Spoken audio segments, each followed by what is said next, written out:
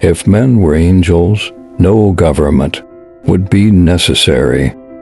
Philosophy is common sense with big words. Knowledge will forever govern ignorance, and a people who mean to be their own governors must arm themselves with the power which knowledge gives. Liberty may be endangered by the abuse of liberty, but also by the abuse of power. The essence of government is power, and power, lodged as it must be in human hands, will ever be liable to abuse. The essence of government is power, and power, lodged as it must be in human hands, will ever be liable to abuse. The advancement and diffusion of knowledge is the only guardian of true liberty. The purpose of separation of church and state is to keep forever from these shores the ceaseless strife that has soaked the soil of Europe with blood for centuries. As long as the reason of man continues fallible and he is at liberty to exercise it, different opinions will be formed. I believe there are more instances of the abridgment of freedom of the people by gradual and silent encroachments by those in power than by violent and sudden usurpations.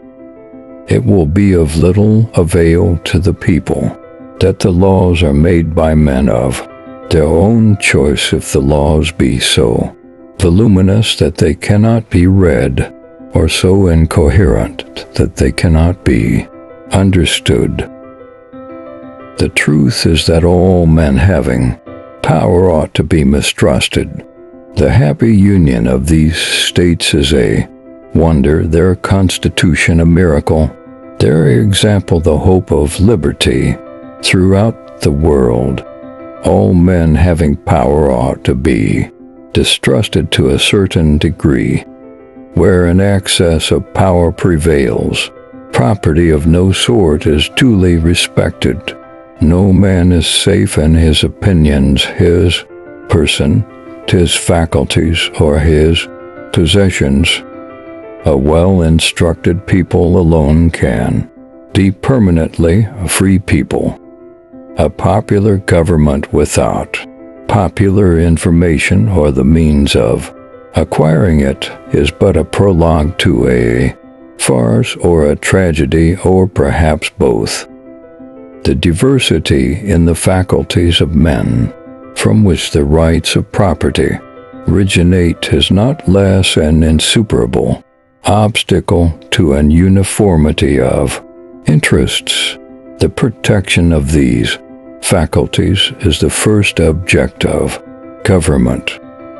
In republics, the great danger is that the majority may not sufficiently respect the rights of the minority, and I have no doubt that every new example will succeed, as every past one has done, in showing that religion and government will both exist in greater purity the less they are mixed together.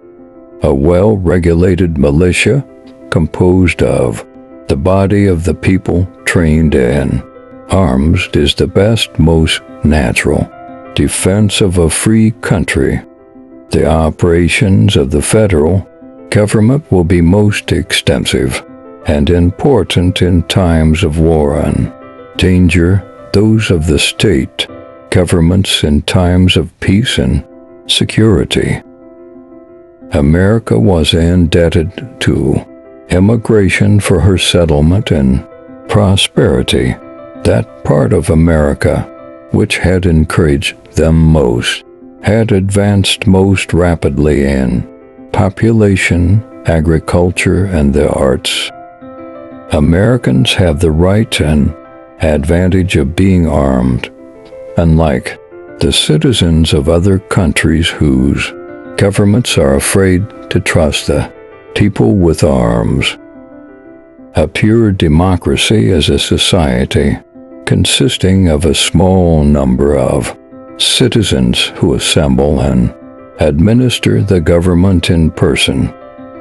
The people are the only legitimate fountain of power, and it is from them that the constitutional charter, under which the several branches of government hold their power, is derived.